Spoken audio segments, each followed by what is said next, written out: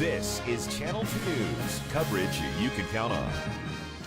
Good evening. Well, if you've ever been to Gardnerville, there's a good chance your only impression of it might be the slow speed limits right in the middle of 395, right?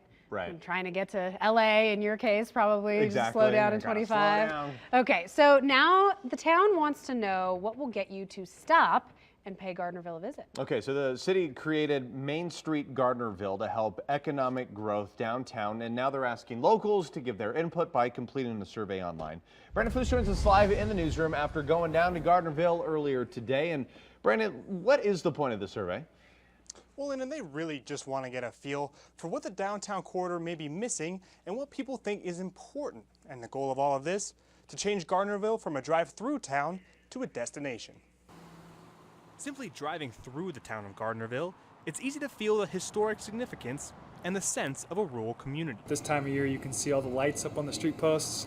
Kind of looks like more of a Norman Rockwell, Bing Crosby kind of Christmas. It really gives you that small town feel and charm. The problem is, people can enjoy that part of Gardnerville without stopping, and more importantly, without stopping at local businesses. Unless you have to stop to go to the restroom, get gas, you're not stopping and enjoying what we have to offer. Owner of Battleborn Wine, Troy Phillips, says he can't think of anything specific the downtown corridor needs, but there's still a lot of room for growth in the downtown area. I would say building closer within the downtown corridor and building upwards and kind of clustering growth a little smarter would be one way to seriously improve things. The National Main Street Center is coming down to visit downtown Gardnerville on January 10th to take a first-hand look at what downtown has to provide.